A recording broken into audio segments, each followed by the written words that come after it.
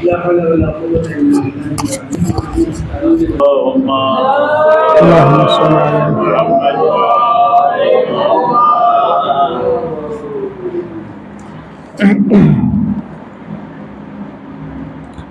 पहले मिलके आज की दुआ पढ़ते हैं, उसके बाद फिर इंशाअल्लाह कुछ बातें आपकी खिदमत में अर्ज़ करेंगे। औज़ु बिल्लाहि मिनश शैतानिर रजीम, बिस्मिल्लाहिर रहमानिर रहीम। अल्लाहुम्मा क़व्विनी फ़ीहि अला इक़ामति अम्रिका व अज़िक़नी फ़ीहि हलावत ज़िक्रिका व औज़िनी फ़ीहि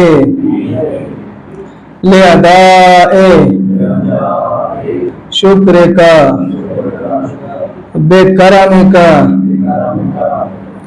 वहफ़ज़नी फ़ीहि बेहिफ़्ज़िका व सित्रिका या अबसरन नाज़रीन। सल्लल्लाहु अलैहि मोहम्मद व आले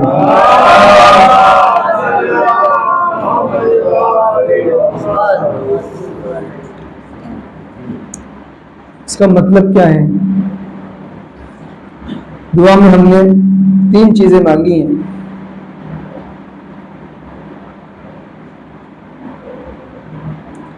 पहली चीज ये है,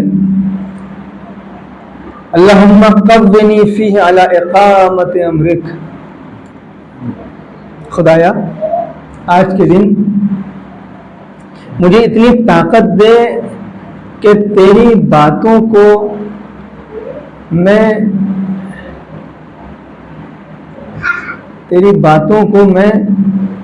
स्थापित कर सकूं।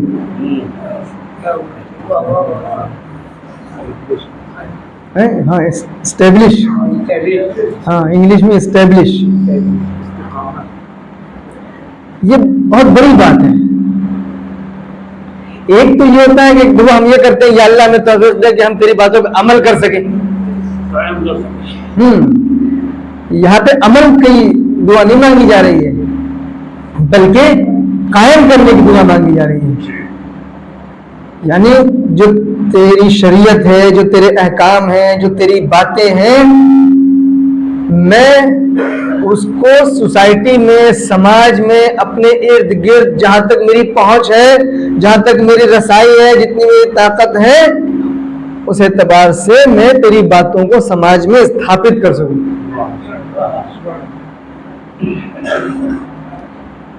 ये मिसाल दूं मैं आपको, फर्ज करें होता है ये कि जहां के ऊपर 4 लोग, 5 लोग, 10 लोग, 100 लोग, 50 लोग अगर कोई बात कर रहे होते हैं तो इंसान उसी बहाव में बह जाता है। गीबत हो रही है तो गीबत में बह गए, ना हक बात हो रही है तो ना हक सपोर्ट कर दिया। तो यह मिसाल के तो झूठ बोला जा रहा है, झूठ में झूठ मिला दिया।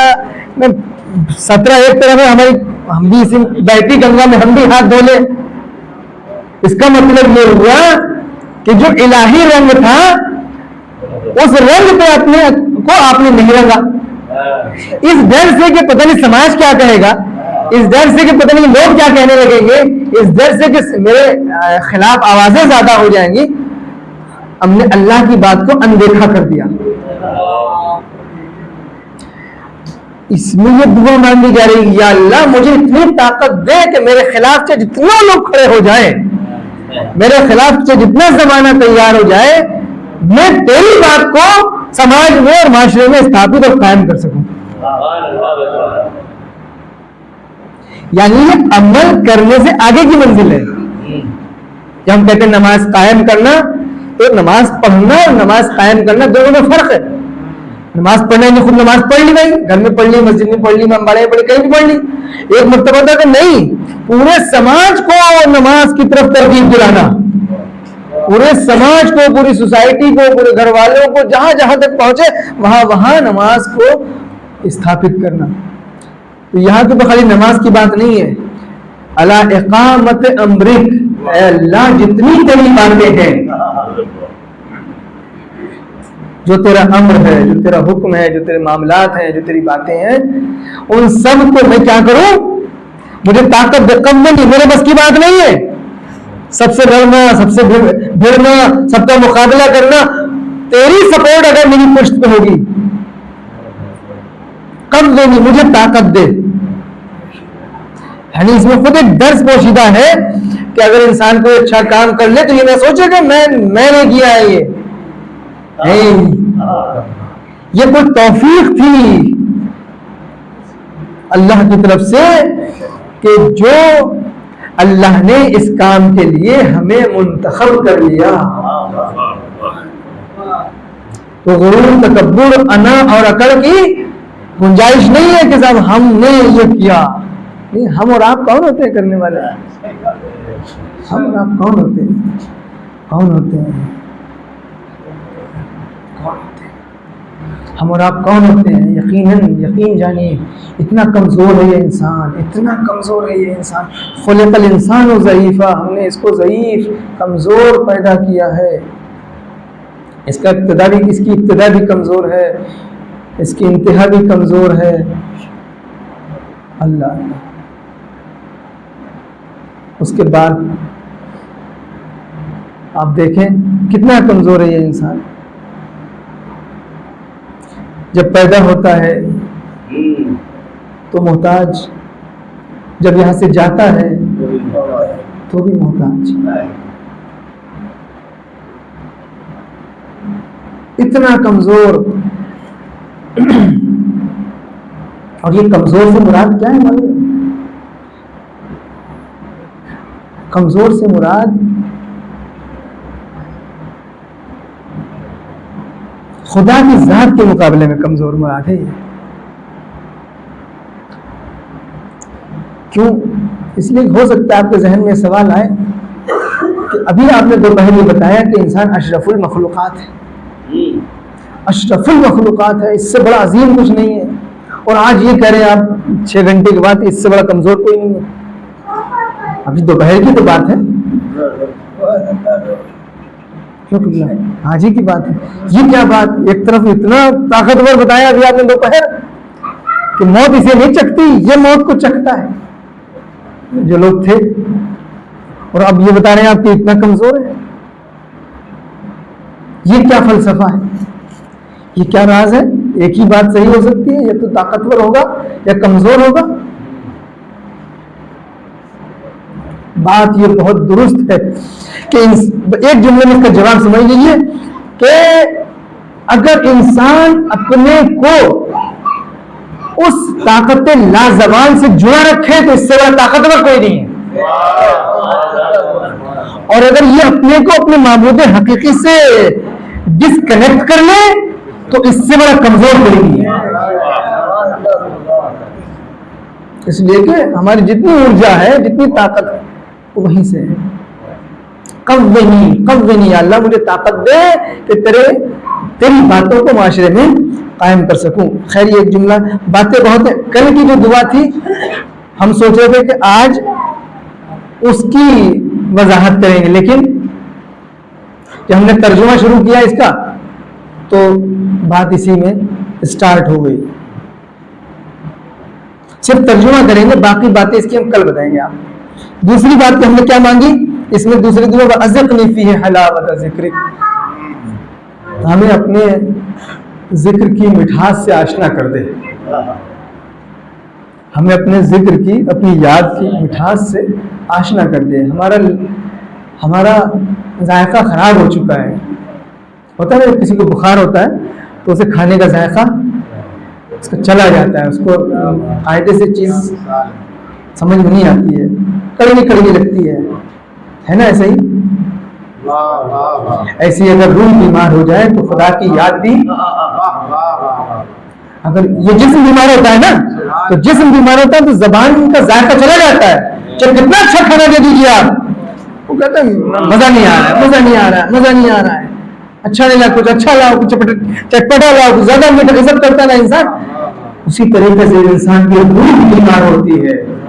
तो हाँ, जिक्र इलाही की हलावत का एहसास चला जाता है, उस मिठास का एहसास। मैं क्या अर्ज करूं, वो औज़िअनी फीह अदा शुक्र। तीसरी चीज हमने ये मांगी कि या अल्लाह हमें अपना शुक्र अदा करते रहने की तौफीक देता रहे, बेकरम है, क्योंकि तू करीम है, क्योंकि तू करीम है, सखी है। वहफ़ज़नी फीह बिहिफ़्ज़िका व सित्रिका। अच्छा, चौथी चीज भी थी इसमें, देखिए, और तू अपनी हिफाजत के जरिए से, अपनी ताकत और कुव्वत हिफाजत के जरिए से मेरी हिफाजत कर। तो जो ऐबों को छुपाता है उस सत्तारियत के जरिए से मेरी हिफाजत कर। अगर अल्लाह हिफाजत ना करे तो हम एक जगह होकर बैठ नहीं सकते हैं। अगर अल्लाह ये पर्दे न डाले मेरे गुनाहों के ऊपर, आपके गुनाहों के ऊपर, हम दूसरे को, एक दूसरे को जो आंखें मिला रहे हैं आज, वो इसीलिए क्योंकि हम एक दूसरे से बेखबर है। जो हमारे एक दूसरे, जो हमारे गुनाह है, अगर वो सब अल्लाह आश्कार कर दे, आंख से आंख नहीं मिला सकती। कितना बड़ा करम है अल्लाह का। या अबसर नाज़रीन, ऐ सबसे ज्यादा देखने वाले, ऐ सबसे ज्यादा देखने वाले। जो कल की दुआ है उसको हम इंशाअल्लाह आइंदा कल मुकम्मल करें, ये आज इसी को कंप्लीट कर दें, ये सोच रहे हैं। जो कल की दुआ थी, आपको याद है, उसमें हमने 3 चीजें मांगी थी अल्लाह से। उसमें पहली चीज ये थी कि ऐ अल्लाह, आज के दिन तो हमें ज़हानत, होशियारी अता कर। उसमें दूसरी चीज थी कि हमें हिमाकत और बेवकूफ़ी से दूर रख। तीसरी चीज थी कि जितना खैर तू नाजिल करता है, हर खैर में हमारा हिस्सा लगा ले। इंशाल्लाह इसके बारे में कल गुफ्तगू होगी। और जो आइंदा कल जो दुआ पढ़ी जाएगी, अगर टाइम रहा तो उसके बारे में भी कल ही, वरना उसको उससे अगले दिन, यानी एक दिन हम लेट चल रहे हैं गोया। इस हिसाब से वो गलती हमारी है, बातें इतनी हो जाती हैं कि वो इनकम्प्लीट रह जाती है। और आपसे वादा भी है कि ज्यादा वक्त भी आपका नहीं लेना है, क्योंकि दोनों चीजों को बैलेंस करके चलना है ये। और एक वादा वो आपसे, आपने याद दिलाया था, वो जो दुआ वाला, वो भी याद। देखिए, 2 चीजें पेंडिंग में चल रही हैं। एक दुआ की तफसीर और शरह जो हमने खुद ही कही थी, उन्होंने फिर याद दिलाया कि आपने पहले दिन वादा किया था और आज तक वो टलता जा रहा। तो दुआ करिए इंशाल्लाह कल फुर्सत मिले तो, या किसी दिन आप लोग ऐसा कुछ वो बनाइए, क्या ऐसी कोई रणनीति या ऐसा कुछ समझौता कीजिए कि दरवाजा बंद कर दीजिए कि मौलाना साहब को आज जाने नहीं देंगे, कि आज इतना है, सब कंप्लीट करके जाइए। या आप लोग आपस में किसी दिन बना लीजिए, जिस दिन भी आप लोग। मगर ये है कि यहाँ पे ऐसा ना हो कि 3-4 ही लोग हों।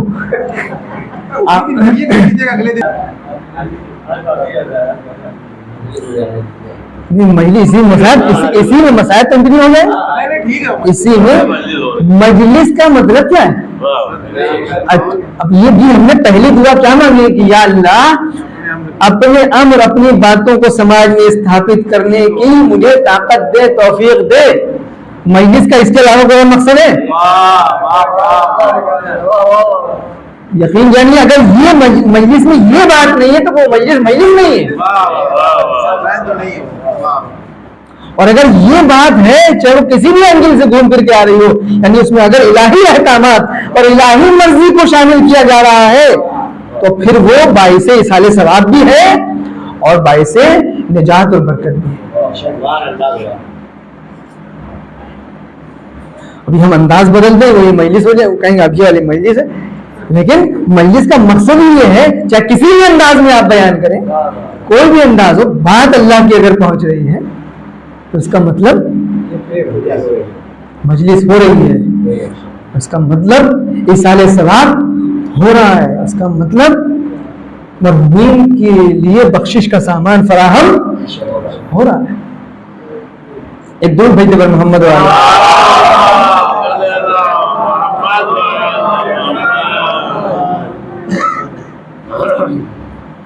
तो आज के दिन जो दूसरी दुआ मांगी कि हमें अज़िक़नी, हमें चखा दे, हलावत ज़िक्रिक, अपने जिक्र की मिठास, उससे आशना कर दे। बहुत मर्तबा ऐसा होता है कि हम जहां के ऊपर अल्लाह की बातें होती हैं, अच्छी बातें होती हैं, तो वहां के ऊपर थोड़ा सा अगर टाइम लगे तो मिजाज पर गिरा गुजरता है। ऐसा होता है, मिजाज पर गिरा गुजरता है। मेरी तायद और तस्दीक करेंगे आप हजरात इस बात की कि ऐसा होता है कभी कभी कि जहां के ऊपर अल्लाह की बातें हो रही हों तो थोड़ा सा अगर तवील हो जाए, लंबी हो जाए या टाइम कंज्यूमिंग, तो गिरा गुजरता है। कुरान की तिलावत भी करने बैठते हैं अगर हम कभी, इसाले सवाब, आपने देखा होगा इसाले सवाब के लिए जब पारा दिया जाता है तो उसको पलट पलट के देखते हैं कितने पेज खत्म हो गए और कितने पेज बचे। ये क्या है?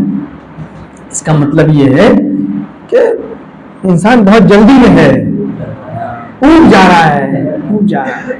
इसका मतलब ये है कि जो मिठास आनी चाहिए थी वो नहीं है। अगर वो मिठास होती तो पेड़ न पलटे जाते, तो घड़ी न देखी जाती, तो इशारे न किए जाते, तो करवटें न बदली जाती, तो पहलू न बदले जाती। और बहुत सारी जिंदगी में ऐसी मिसालें जहां के ऊपर इंसान को मिठास का एहसास होता है तो ना वहां के ऊपर पहलू बदलता है, ना वहां के ऊपर घड़ी देखता है, और ना कोई दूसरा काम याद आता है। अरे बाद में वो चीज तो भूल ही गए, फला काम भूल गए, आज तो हम 2.5 घंटे मैच ही देखते रहे इंडिया पाकिस्तान का, पता ही नहीं चला। मिठास, लज्जत जिस काम में भी इंसान को आएगी उसमें वक्त का पता नहीं चलेगा। ये समझ लीजिए, जिस काम में भी लज्जत आएगी उसमें वक्त का पता नहीं चलेगा, और जहां जहां वक्त का पता चले तो इसका मतलब वहां लज्जत की कमी का एहसास है। हमने आज के दिन क्या मांगा? या अल्लाह, अपनी याद की जो मिठास है उससे हमें आशना कर दे। हमारी रूह बीमार हो चुकी है, जैसे जिस्म बीमार होता है वैसे रूह भी बीमार होती है। इंसान दो चीजों से मिलकर बना है, एक है जिस्म और एक रूह। तो जैसे जिस्म की बीमारी होती है वैसे रूह की भी बीमारी होती है, और जैसे जिस्म की बीमारियां जो है वो मुख्तलिफ किस्म की हैं, वैसे रूह की बीमारियां भी मुख्तलिफ किस्मों की हैं। बस मैं बहुत मुख्तसर करूं अपनी गुफ्तगू को अगर, तो मासूम से किसी ने पूछा कि ये अल्लाह के जिक्र की हलावत, जो मिठास है, इसको पाने के लिए हम क्या करें? इसको पाने के लिए ये जो हमारा जायका चला गया है रूह का, इसको वापस पाने के लिए क्या करें? पता है रिवायतों में क्या बताया गया तरीका? एक तरीका, सिर्फ एक, और वो वही तरीका है जो रसूलुल्लाह ने बताया था, जो हमने कल या परसों आपको डिस्कस किया था। रिवायत में आया कि अगर खुदा के जिक्र की मिठास, शीरीनी और हलावत और लज्जत को महसूस करना चाहते हो तो अपने गुनाहों पर गिरफ्त और कंट्रोल हासिल करो। गुनाहों से अपने को जब बचाओगे तो उसका असर और रिजल्ट ये मिलेगा कि तुम्हें अल्लाह की याद में फिर मजा आने लगेगा।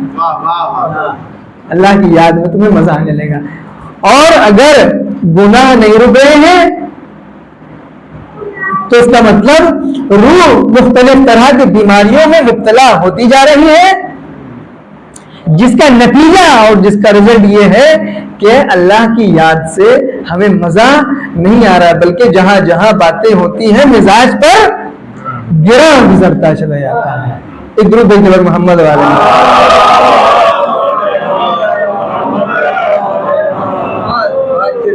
ये बात हमने इससे पहले भी अर्ज की है। देखिए कि अल्लाह की याद में जो मिठास है, जब इंसान अल्लाह को पा लेता है। इमाम हुसैन अलैहिस्सलाम ने जो दुआ अरफा में फरमाया, क्या फरमाया कि जिसने तुझे पा लिया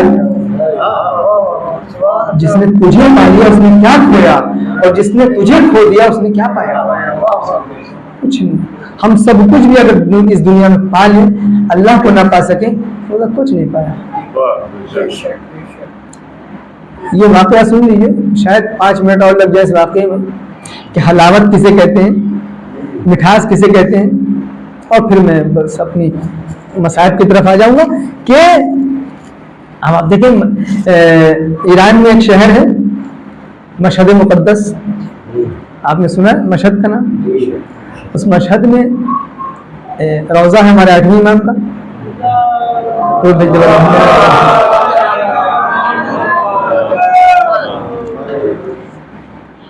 तो इंशाअल्लाह हम सबको नसीब हो आन हज़रत की बारगाह में हाज़िरी का मौका मिले। और इधर से सब खामोश थे, किसी का जहन नहीं था। जैसे हज़रत का नाम आया किसी ने सलवात पढ़ी, यानी ये एक हमें बड़ा एक खुशी महसूस हुई कि देखें ये अल्लाह की बारगाह में और इमाम की बारगाह में ये चीज़ें नोट होती हैं। तो इतने बड़े मजमू में जिसने स्टार्ट किया, जिसने मोर्चा संभाला,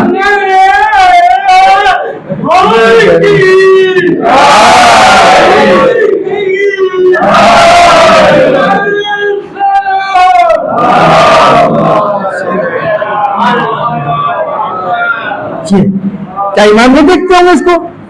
क्या नोट नहीं करेंगे? Point to be noted. जब मेरे जैसे नाकिस आदमी के दिमाग में बात आ रही है तो इमाम ने क्या नोट नहीं किया होगा? अल्लाह खुदा आलम सलवात की तुफैल में और हज़रत के तज़किरे के तुफैल में हम सबको आन हज़रत की बारगाह में हाज़िरी का मौका मिले और तौफीक दे। अल्लाह हम सब उनकी बारगाह में जाए। तो वहाँ के ऊपर एक मस्जिद है रोज़े के अंदर, इस मस्जिद का नाम है मस्जिद गौहर शाद। मस्जिद गौहर शाद, गौहर शाद। गौहर शाद जो मस्जिद है ये एक खातून ने बनवाई थी और उन खातून का नाम था गौहर शाद, उन्हीं के नाम पे ये मस्जिद है। बहुत ही मुत्तकी, परहेजगार और बाहिजाब, ईमान के एक अच्छे दर्जे तकवे पर फायज, और सरवत अल्लाह ने माल दौलत बेतहाशा अता फरमाया था। तो उन्होंने कहा कि यहाँ पर हम एक मस्जिद बनवाएंगे जिसकी उसकी कुछ कंडीशंस थी। मिसाल के तौर पर जितने भी मजदूर हैं वो सब बावजू होकर के काम करें, बावजू होकर काम करें, एक दूसरे की गीबत न करें जब काम कर रहे हो, झूठ न बोले एक दूसरे से जब काम कर रहे हो, लड़ाई झगड़ा न करें एक दूसरे से जब काम कर रहे हो, और अगर 1000 रुपए दिहाड़ी है तो हम 2000 रुपए देंगे, मिसाल दे रहे हैं। जो चल रहा है रेट उसके डबल देंगे, उससे ज्यादा देंगे, लेकिन उसकी शरायत ये है कि वो आपस में लड़ाई ना करें, झगड़ा ना करें, एक दूसरे पर कीचड़ ना उछालें, बदतमीजी ना करें, जिक्र खुदा में मशगूल रहें, जिक्र खुदा में मशगूल रहें। और खैर ये हुआ। हम अपनी बात जिस बात की तरफ हम आना है कि हलावत जिक्र इलाही क्या है। तो अब 12 मजदूर आए, काम करने लगे, होता रहा काम। रोज आना या कुछ दिनों के बाद वो आती थी, दौरा करती थी कि काम कहाँ तक पहुंचा, कहाँ तक नहीं पहुंचा, वगैरह वगैरह। एक दिन क्या हुआ कि एक मजदूर जब काम कर रहा था तो, और वो दौरे पे आई हुई थी, तो वो पूरे नकाब में, हिजाब में थी, तो हवा तेज चली। और क्या हुआ कि उन्हें नकाब चेहरे से हट गया और एक मजदूर ने उनका चेहरा देख लिया। तो वो इस कदर खूबसूरत खातून थी कि ये शख्स, ये मजदूर, ये नौजवान उनके इश्क में मुब्तला हो गया। भाई दिल पे तो किसी का इख्तियार नहीं है, वो उसके दिल में जो है वो। अब लेकिन ये मजदूर तबके से वो एक मलका के दर्जे पर इजहार कैसे करे, बताए कैसे, हिम्मत तो उतनी है नहीं। लेकिन इस कदर मोहब्बत में गिरफ्तार हुआ कि धीरे धीरे बीमार पड़ गया। और फिर उसने काम पे आना छोड़ दिया। भाई बीमार हो गए कैसे आए? तो उसकी अम्मा ने पूछा लड़के की कि बेटा क्या हुआ? कहा अम्मा जाने तो कुछ नहीं हुआ, कोई फायदा नहीं है, कोई हासिल वसूल नहीं है, कर नहीं, इलाज करवा रहे हैं सब जगह से, फायदा नहीं हो रहा है। खैर अम्मा ने देखा कि लड़का तो भैया मर जाएगा, इसकी हालत जो है वो बहुत ही क्रिटिकल है, उसको कसमें दी ये वो। खैर पूछा उससे तो उसने बताया कि अम्मा देखिए बात ऐसी है कि ये केस हुआ है, मेरा इलाज इन दवाइयों में नहीं है, जो इलाज आप करवा रही गरीब तो मेरा इलाज इसमें नहीं, मैं जो जिस मरज में गिरफ्तार हुआ हूं वो ये है। अरे वो बेचारी अम्मा उन्होंने सर पकड़ लिया, बिटवा अब ये मेरे लफ्ज़ हैं, शायद कहा कि बिटवा तुम्हें और कोई नहीं मिला, हो सकता ये कहा। खैर अम्मा ने बहुत समझाया, लेकिन अब बेटे की जिंदगी है, बहरहाल माँ का दिल है। माँ ने तय किया कि हम जाके उन तक ये पैगाम पहुंचाएंगे चाहे जो हो जाए। अच्छा मजे की बात यह है कि गौहर शाद जो है वो शादीशुदा है, हाँ वो शादीशुदा है। कोई ये नहीं कि मिसाल के तौर पर वो हो गैर शादीशुदा के चलिए अक्द कर लेते हैं, नहीं, शादी हो चुकी है। लेकिन लड़की की अम्मा गई और उन्होंने कहा कि भाई बात ऐसी है कि मेरे लड़का जो है वो मौत और हयात के दरमियान है और ये बीमार हो चुका है, ये हालत है उसकी और बिल्कुल क्रिटिकल है और ये परेशानी है। आप एक दिन आई थी और ये हुआ था और उन्होंने आपको देख लिया था और वो आपसे शादी करना चाहते हैं। उनका जवाब सुनेंगे? अल्लाह अकबर। अरे हम लोग हम तो भाग जाए, डांट के बंद कर दो, मारो, ये होता है ना। लेकिन अल्लाह वालों की पहचान देखी, अल्लाह वालों की पहचान, फिर वो तकवाई कहेगा, फिर वो ईमान ही कहेगा, फिर वो परहेजगारी कहेगी। जो हमारी गुफ्तार में न झलके, जो हमारी रफ्तार में न झलके, जो हमारे किरदार में न झलके, जो हमारी जबान से न झलके। उन्होंने कहा कि ये बात तुमने पहले क्यों नहीं बताई, ये बात तुमने पहले क्यों नहीं बताई? वो मौत तक तुम्हारा बच्चा पहुंच गया। अगर किसी की जिंदगी मेरी वजह से बच सकती है, अब देखिए आप, अगर किसी की जिंदगी हमारी वजह से बच सकती है तो हम इसमें पीछे कैसे रह सकते हैं? लेकिन हमारी एक शर्त है, आप उनसे कहिए जा करके कि वो हम उनसे शादी करने के लिए तैयार हैं। अपने शौहर से कहेंगे कि हमें तलाक दे, इद्दत रखेंगे, उसके बाद उनसे शादी कर लेंगे। लेकिन शर्त यह है कि 40 दिन तक वो मस्जिद में जाकर के अल्लाह की इबादत में मसरूफ हो और अल्लाह से अपने को करीब करे।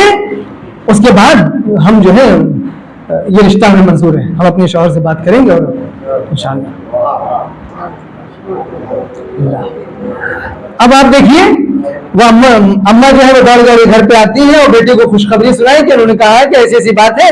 और वो 40 दिन की उन्होंने शर्त रखी है कि मस्जिद में जो है अल्लाह की इबादत और जिसको कहते हैं इत्तिकाफ, कुछ भी कह रहे हो, यानी 40 दिन अल्लाह की बारगाह में पाबंदी से हाजिरी देना है और अल्लाह से राज़ो नियाज करना है। 40 दिन की इबादत की शर्त की है उन्होंने।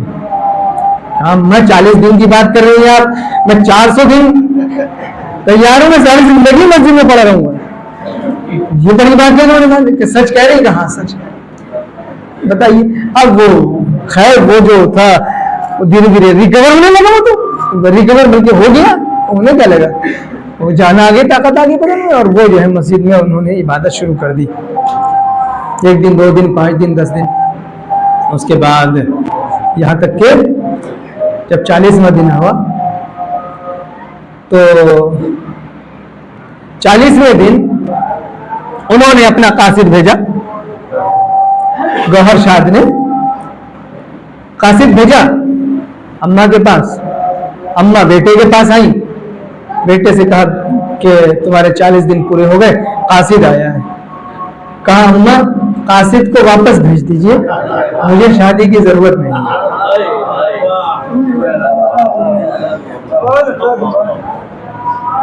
कासिद को वापस भेज दीजिए, अब हम इस शादी से हमने इरादा तब्दील कर दिया है।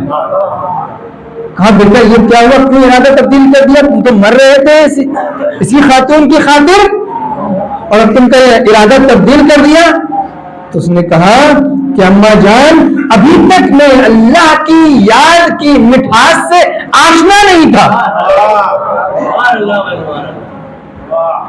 अभी तक मैं याद खुदा की मिठास और शीरीनी से आशना नहीं था, अभी तक सिर्फ दुनियावी लज्जतों में मैं गिरफ्तार था।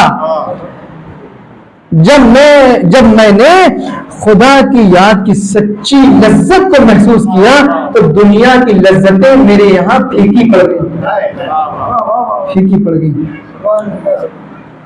ये जब इर्तिकाब गुनाह से जब इंसान अपने को रोकता है, गुनाह के अंजाम देने से अपने को रोकता है, तब फिर वो मिठास इंसान को धीरे धीरे हासिल होती है। और यहाँ पे पहुंच के इस वाक़े पे हम एक जुमला इसमें ऐड करते हैं अपनी तरफ से, वो ये, वो सुन लीजिए कि अब आप देखिए ये अल्लाह तक पहुंच गया, इसको एहसास, इसको शीरीनी का एहसास हो गया, वो जायका इसको मिल गया। कैसे मिला ये जरा बताइए आप, कैसे मिला? अल्लाह अकबर। आप गौर तो करें कि इसने ये जो 40 दिन का चिल्ला काटा है, ये दुनियावी लज्जत को हासिल करने के लिए चिल्ला काटा था। नियत ये थी कि मुझे वो हासिल करना है। अल्लाह अकबर। एक दुनियावी चीज को हासिल करने के लिए भी अगर कोई चिल्ला काटे अल्लाह का हो जाए तो अल्लाह उसे कहां पहुंचा देता है, और जो सिर्फ खुदा को हासिल करने के लिए अल्लाह का हो जाए तो उसे अल्लाह कहां पहुंचाएगा? तो जब मोहम्मद वाले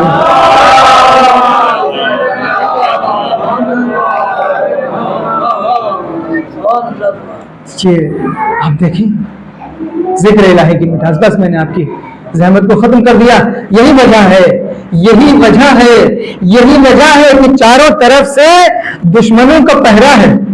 यही वजह है कि लश्कर नरगे आदा में हुसैन का घिर चुका है, 3 दिन तक भूखा और प्यासा है, लेकिन दुश्मन की गवाही ये है कि हुसैन के लश्कर से ऐसे तस्बीह और तहलील की आवाजें आ रही थी कि जैसे शहद की मक्खियों के भिनभिनाने की आवाज आती। हलावते जिक्र इलाही, यानी कि ये मुसीबतें, ये भूख, ये प्यास, ये चीज रुकावट नहीं बन सकती जिक्र इलाही में, कुछ नहीं। फना फिल्ला, जो लज्जत इसमें है वो किसी चीज में नहीं। यही वजह है। और देखिए अपने गवाही दे तो उतना एतबार नहीं है, लेकिन जब दुश्मन गवाही दे जिस बात की, इसका मतलब यह है कि किस मंजिल पर थे हुसैन वाले, किस मंजिल पर थे हुसैन वाले। अल्लाह अल्लाह। और इन्हीं की कुर्बानियों का सदका है कि आज जो जिक्र इलाही हो रहा है, जो अल्लाह की याद जगह जगह बाकी है, उन्होंने, उनकी कुर्बानियां, उनके घर के छोटे बड़े बच्चे बूढ़े सब ने इस जिक्र की हिफाजत की है। अल्लाह अल्लाह। जब जब दीन पर आँच आई है, जब जब जिक्र इलाही पर आँच आई है, यहां तक के हुसैन ने तो सरोतन से जब जुदाई हो गई तब भी नौके नेजा पर तिलावत कुरान करके लोगों को समझाया कि हम कैसे जिक्र इलाही से जुड़े हुए हैं।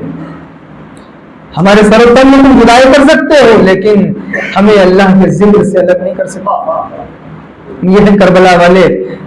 करबला में जो मुसीबतें गुजर गई हैं अहले बैत अतहार के ऊपर, उसे न हम सोच सकते हैं न उसे तसव्वुर कर सकते हैं। यकीनन अगर सही तरीके से इंसान तसव्वुर भी कर ले तो उसका दम निकल जाए। कल मैंने आपकी खिदमत में अर्ज किया, कल आपकी खिदमत में मसाइब के चंद जुमले अर्ज किए थे। आप जरा सोचे, इन्हीं मुसीबतों को बर्दाश्त करने वालों में जहां बड़े बड़े सिन के लोग भी हैं, वहीं के ऊपर छोटे छोटे सिन के बच्चे भी हैं। और इतने छोटे हैं कि किसी का सिन 6 महीने का है, तो किसी का सिन 4 बरस का है। और वो 4 बरस की बच्ची सकीना कि जो अपने बाबा से इतना प्यार करती थी कि जिसे बाप के सीने के अलावा नींद ही नहीं आती थी, कैसे उसने अपने बाबा को रुखसत किया होगा। मैंने देखा कि जब हुसैन रुखसत आखिर के लिए आए तो जहाँ बेटियों में रुखसत हुए सबसे सख्त रुखसती जो थी वो अपनी बेटी अपनी शहजादी सकीना से रुखसत थी। ज़ैनब से रुखसत होना आसान था, उम्मे कुलसूम से रुखसत होना आसान था, रबाब से रुखसत होना आसान था, लेकिन सकीना से रुखसत होना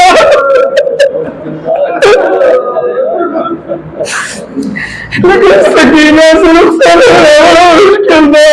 बस जब सबसे रुखसत हो चुके सकीना दौड़ की आई, अब आके दामन से लिपट गई। बाबा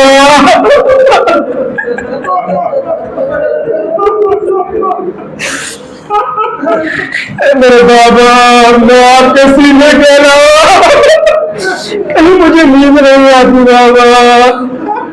ऐसे मेरी मौला ने फरमाया मेरी लाडली, बस आज से दस्तूर बदल जाएगा। अली असमा मेरे सीने में से तुमको भी ज़ैनब के करीब होना। अजरुकुम अल्लाह, अजरुकुम अल्लाह। बस आपकी जहमत को तमाम किया जाएगा।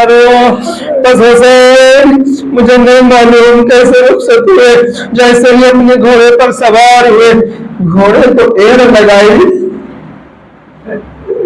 घोड़े पे एड़ लगाई तो घोड़े ने आगे बढ़ने से इनकार कर दिया। यानी वो बच्ची, आप समझ लीजिए, वो बच्चे जिससे अभी रुखसत हो चुके हैं, न जाने कैसे रुखसत हुए, वो आगे घोड़े के सुमों से कदमों से भी बढ़ गई है। एक मरतबा तो नीचे देखा, क्या देखा, वही बच्ची बैन कर रही है मेरे बाबा के घोड़े, जो सुबह से गया वापस नहीं जाएगा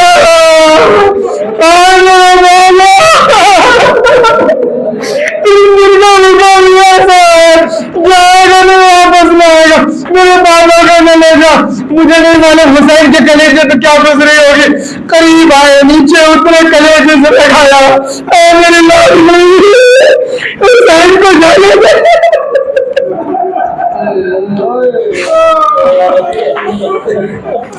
मेरे लाडली, बाबा को जाने दे बाबा। अच्छा अगर जाना चाहते हो तो आखिरी मरतबा अपने सीने में अल्लाह अल्लाह। हुसैन जलती हुई जमीन पर लेटे हो, आज मेरी लाडली सकीना को अपने सीने पर लिटाया। सकीना की आंख में आवाज दी, लो मेरी अमानत को खेले में ले जाओ। बस कुछ ही लम्हे गुजरे थे, फिजा में आवाज गूंजी, अल्लाह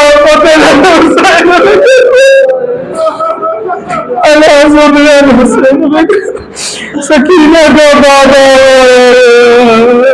हुसैन शहीद। इन्ना लिल्लाहि व इन्ना इलैहि राजिऊन। रज़म बिक़ज़ाइहि व तस्लीमन लिअम्रिहि। सयअलमुल लज़ीना ज़लमू अय्युल क़लबिन यन्क़लिबून वारिहा। तुझे मोहम्मद व आले मोहम्मद के वास्ते हमारी इस इबादत को कबूल फरमा। पालने वाले हम सबको अपने ज़िक्र की हलावत से आशना फरमा। पालने वाले हम सबको गुनाहों से बचने की तौफ़ीक़ अता फरमा। इमाम ज़माना के ज़ुहूर में ताजील फरमा, हमें उनके अंसार में शुमार फरमा। आप हज़रात से गुजारिश एक मरतबा सूरह हम 3 मरतबा सूरह तौहीद की तिलावत फरमा कर मरहूमा शहनाज फ़ातिमा बिन्ते मुर्तज़ा हुसैन मरहूम की रूह का एहसान और जुमला मोमिनीन मोमिनात की रूह पर। बिस्मिल्लाहिर्रहमानिर्रहीम। अर्रहमानिर्रहीम।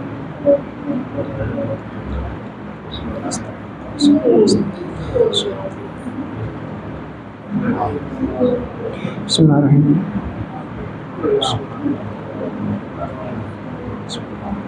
कुल हुवल्लाहु अहद। बिस्मिल्लाहिर्रहमानिर्रहीम। वलम यकुल लहू कुफुवन अहद। अल्लाहुम्मा सल्लि अला